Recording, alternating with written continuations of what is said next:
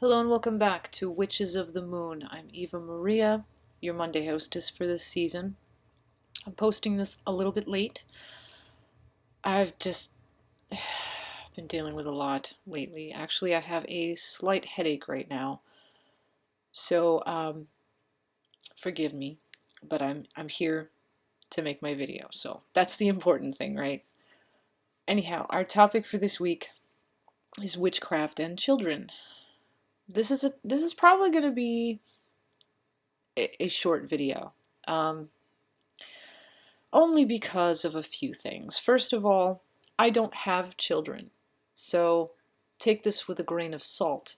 Also, whether I had children or not, those among us who have children, they will even tell you, if they're being honest, they will tell you that every child is different.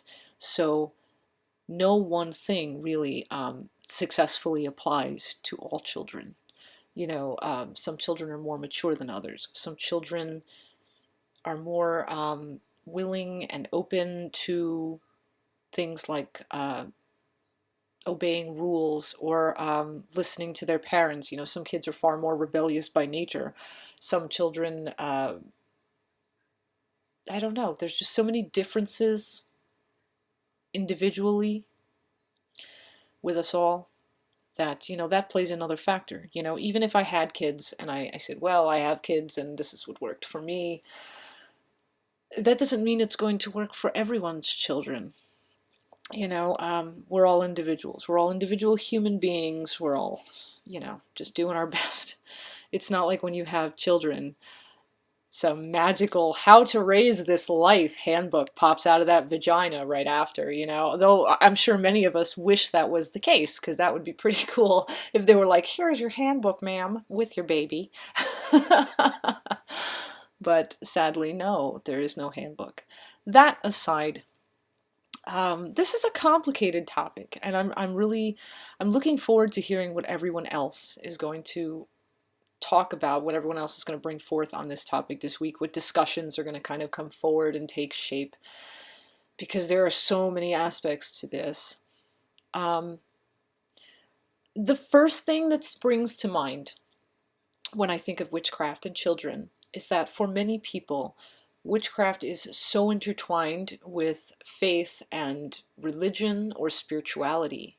There are people among us that, maybe magical practitioners or may consider themselves witches, but they may not have a connection at all with any sort of religion or any kind of a spiritual sense whatsoever.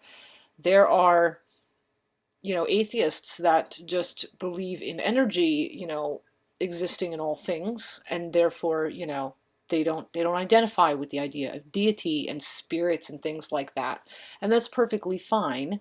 But those that do have that connection, I think there is I don't know if danger is the right word, but there is a temptation, I think, um, in having children, in that you want them to follow in your footsteps, sort of, to be a part of something that for you, you have tested it, you have tried that path, you have found that religion or that spiritual philosophy to work for you. So you would think, well, this is obviously, from my perspective as a parent, if you were in that, just put yourself in that position there for a minute. As a parent, you would logically think, well, this worked for me, so I'm going to, introduce my children to this. I'm going to raise them in this. But then you have to ask yourself the ethical question, is that necessarily the right thing to do? Not that informing them about what works for you is wrong, but I do believe that our children are not our property. It is our responsibility to raise them, yes. They do not belong to us in the sense that it is our right somehow to shape who they become, who they individually are. That is not our right. Our responsibility and our duty is to keep them healthy, to raise them to be able to stand on their own 2 feet, to be functioning adults, healthy in this world, and to find their own way, and to, have love from us, that they will always feel supported and guided no matter what happens. It is our duty to be there when they need us. as they are becoming human beings. They need us to help them to find their way. It is not our right, I feel, as adults, to have children and say, well, my way is your way now because you are my kid. That's very selfish, in my opinion. Very selfish. Instead, I like the idea put forth that I've heard other people suggest or say that they would like to do or that they do. I've heard some people that have children, some magical practitioners, some witches, some pagans that have children, and they decide, well, I'm not going to just be like, this is what our family does. Instead, they're going to say, well, this is what mommy and daddy believe. This is what mommy and daddy do. What do you think? Do you think, like, what do you think about this? If you want to sit in the circle with me, that's perfectly fine. Well, mommy's a witch, yeah. And if they ask, well, am I a witch? Well, we don't know yet. You might be, maybe. There's no reason why you can't be. But, I would maybe refrain from saying, oh, you are this and you are that. And because you're born into a family that believes a certain way, you are a certain way. By that logic, then damn, I'm a Catholic if there ever was one. You know what I'm saying? Like, yes, there are people in my family who are, spiritualists and other things like that, but the greater majority were Catholic. So we are, yes, we are made of our ancestors. Yes, we are shaped by the people who raise us. Does that mean we are them? No. Anyway, my point is, I think it would be good to teach them about what works for you, to allow them to be part of those things if they enjoy it, seem to take interest in it. If they want to join you in a circle at home, let them sit in the circle, maybe while you're doing things like calling the quarters. I believe that, hey, deity and spirits, they're understanding, so they won't be offended or weirded out, or you won't be doing any faux pas if you talk to your child as you're doing it. If you say, for example, okay, now this is how mommy acknowledges, mommy believes there's spirits in the world, and how would I even say it to a kid? Shit. Mommy believes in this. Mommy believes in, God, how would you even say that? I guess you could describe them as fairy spirits. Children usually understand fairies.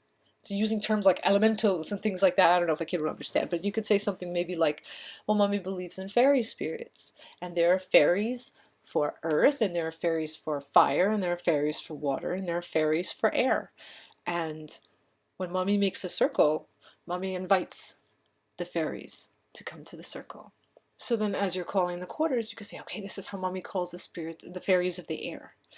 And then you can say, you could even, well, I mean, if you really wanted to just show your child what you're doing so that they understand, you could kind of scale it down a little bit, make it a little more easy for them to understand what you're doing. I don't think the spirits would be in any way offended if you said something along the lines of, fairies of the air, I invite you to come and join me and my little one. Come into the circle, you're invited, or something like that. Just so that your child understands what you're doing so that they can draw their own conclusions, and you can, kind of show them things like that, include them, let them kind of get exposure to it. But I don't think it should be anything enforced, I think it's okay to tell your children about things, like tell them about altars, tell them about ancestors, explain to them concepts in simpler, age-appropriate ways, until they get older, into like their teen years, and can understand more complex ideas and things like that, more complex explanations. I would explain to them, if they say, Mommy, what's that star on your neck? Or Mommy, what are these beautiful rocks that you keep? Oh, honey, those are crystals. Crystals, they have energy. Everything in the world has energy. Things like that. I think that's good to explain to children. You allow them to begin getting acquainted with ideas. But in certain cases, maybe even consider the way that you word explanations. Rather than saying like, oh, there are, fairy spirits for air, earth, fire, and water, and things like that. You might want to, for the sake of letting your child grow up and form their own opinion, maybe consider saying it like, Mommy believes there are this. Mommy believes there are fairies for these. Mommy believes in doing this. This is what Mommy believes. And if they say, well, why? You can tell them, well, it just feels right in Mommy's heart. Something like that. Or if you're a father, a man, in Daddy's heart. So that's my suggestion, don't hide things from your kids. I don't think, don't force it on them, but don't hide it from them. If they want to join you, if they seem to be curious, and they ask you, whatever, or if they're just kind of like, it's okay to tell them, well, this is this, Mommy believes in this, or Daddy believes in that, and let them just kind of have exposure to things naturally, at their own pace, age appropriately. I do not believe in forcing children to do things, as I said. I think I said that before. Somewhere along the lines of this video, I think I mentioned, don't make them do things that they don't seem to have any kind of interest in, or don't, if they express to you, I don't want to, okay, then you don't have to. You don't, I wouldn't say force your child to come and sit in a circle with you. I wouldn't say force your child, to start learning about things that they have no interest in, because that's not very fair. That's like when Christians come knocking on your door and they want to teach you about Jesus, and you say, no, I don't want to, thank you, and you close the door. Are you going to subject your child to something like that? If it's okay for you to say, no, no, thank you, I don't want to, your child should have the right to say, no, no, thank you, I don't want to. But I also, along the lines, not along the lines of, but along with introducing them to ideas, concepts, things that you do as a magical practitioner and or witch. I think it's also very important to expose children to other faiths, even if they're not yours. Why? Number one, to bring awareness to your child that there are other faiths, beliefs, kinds of people in the world, even just, never mind magic, never mind even religion.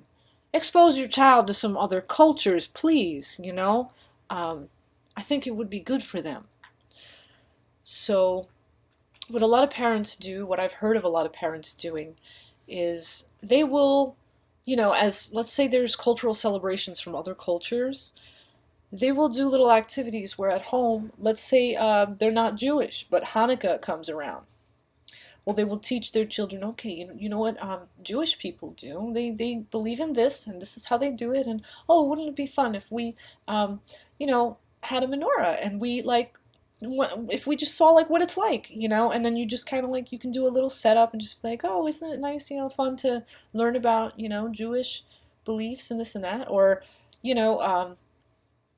Christmas things, oh, well, these people believe in this, and blah, blah, blah, blah, blah. And this is how they do it. And oh, isn't it fun to put up a tree with or a nativity or whatever? Oh, there's a little baby Jesus, things like that. Now, granted, you could throw in things like, well, there are other gods that are also born on the 25th of December, and they were also born of virgin mommies and things like that. Hey, you want to throw that in there? That's fine too, because you're still exposing them to other cultures. But if you're going to teach your child about things like Judaism or Christianity or any other, it can be any other path or faith or culture or any kind of thing like that, or magical practice, if you're going to do that, really try not to put your own bias in there. Why? Because it's for the greater good of your child. Again, you have to remind yourself, it's not my life. It's their life. I'm just helping them to build their life. They have a bunch of little Lego bricks. I'm showing them how to put pieces together, but it's their choice. They have the experience and the journey of actually building their castle, you know what I'm saying, so to speak.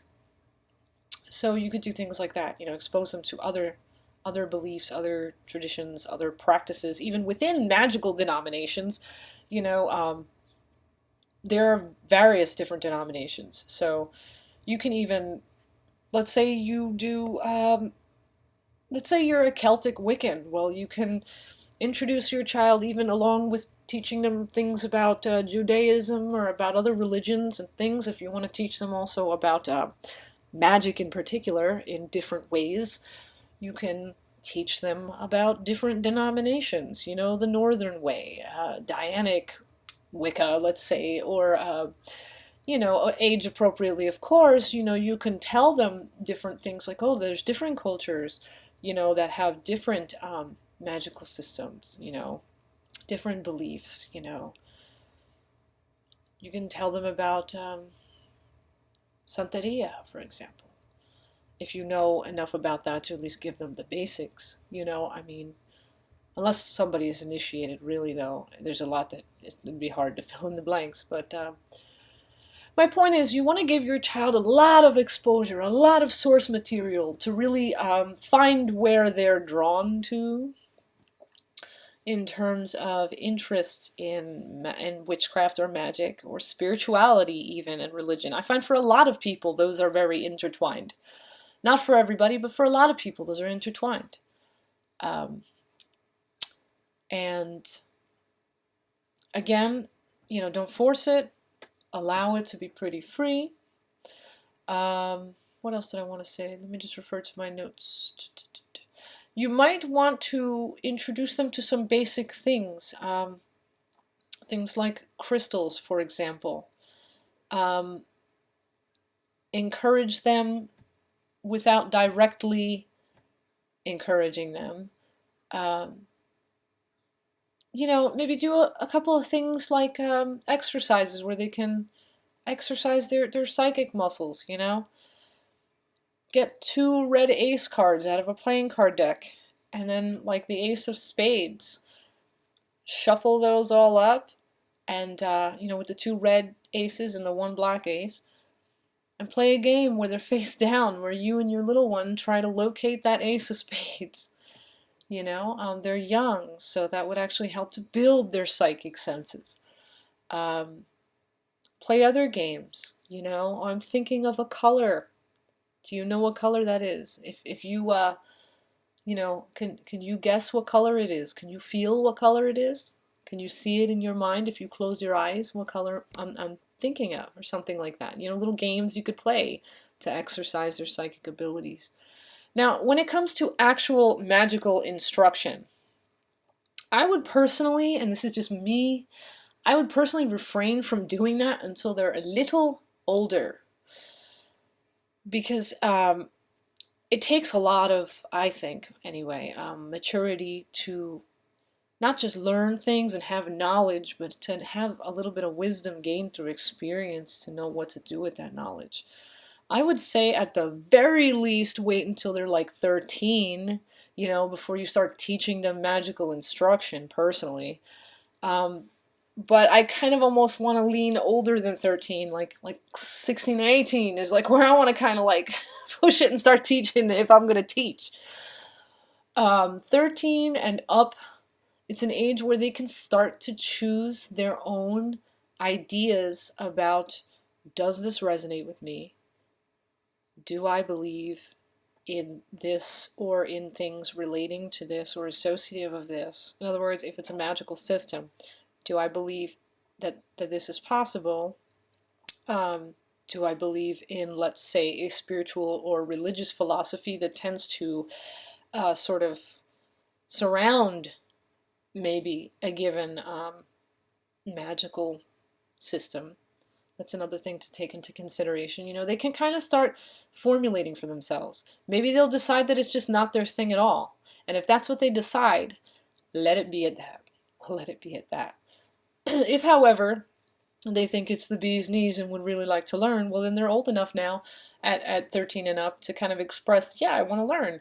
Now, granted, you want to try to keep it a little age appropriate. You don't want to be teaching your kid maybe like the darkest curses and things you know, because let's face it, 13 to 19, well, 13 to 18, let's say, they're around high school age. You know that kids are very immature yet.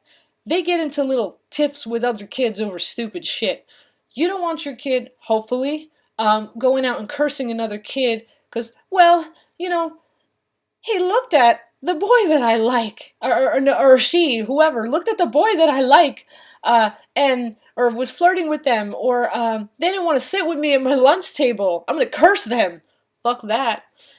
Personally, I believe if you're a good parent, you will refrain from giving your child those bits of information. If they're gonna go seek it out on their own and go somehow find that kind of stuff somewhere without your giving it to them, well, it's bound to happen sometimes, but you don't want to be freely like just handing that out either. You know what I mean? I do think if you are teaching your child and the subject of negative workings, or not negative necessarily, but baneful workings kind of comes up, I would say share your honest feelings about those things. Me personally, I don't believe in the law of three. I do believe in consequences. Everything you do has a consequence, good or bad. You know, I punch someone walking down the street, that person's either going to have charges pressed on me, I'm probably going to get arrested, maybe they'll kick my ass, I don't know, but there's going to be some consequences. Or maybe I'll hit them so hard they'll fall to the floor dead, and then I'm going to have to live with that, and I'll probably still get arrested, probably get charged with manslaughter, you know what I'm saying? There's consequences to everything, good or bad. It's like cause and effect. That's kind of what I believe in. I don't believe in like a law of three. I believe in if you do A, B will follow, and B can be any number of possible things, depending on what A was.